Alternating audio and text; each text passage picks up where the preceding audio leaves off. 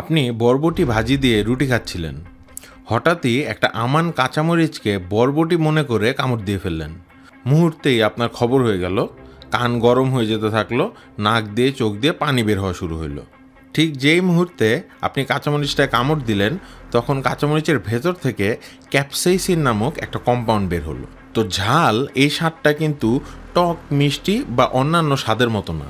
টক, মিষ্টি এই স্বাদগুলো জিহ্বার টেস্ট বার্ডের সাথে ইন্টারঅ্যাক্ট করে ব্রেনে সিগন্যাল পাঠায় যে টেস্টটা কেমন। কিন্তু ক্যাপসাইসিনটা জিহ্বার হিট রিসেপ্টরগুলোর সাথে ইন্টারঅ্যাক্ট করে। আমাদের সারা গায়েই এই হিট রিসেপ্টরগুলো আছে, মানে যখনই কোথাও গরম লাগে তখন ব্রেনে সিগন্যাল পাঠায় যে গরম লেগেছে।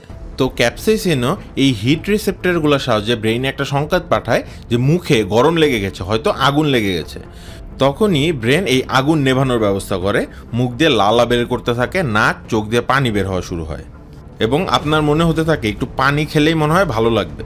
কিন্তু যেই মুহূর্তেই পানি খেলেন দেখলেন ভালো তো হলোই না, বরং ঝালটা পুরো মুখে ছড়িয়ে পড়লো। তো এই মুহূর্তে আপনার সেভিয়ার হতে পারে দুধ, কারণ দুধের মধ্যে কেইসিন নামক একটা প্রোটিন আছে, যেই প্রোটিন এই ক্যাপসাইসিন কম্পাউন্ডটাকে ডিজলভ করে মুখ থেকে সরিয়ে নিতে পারে।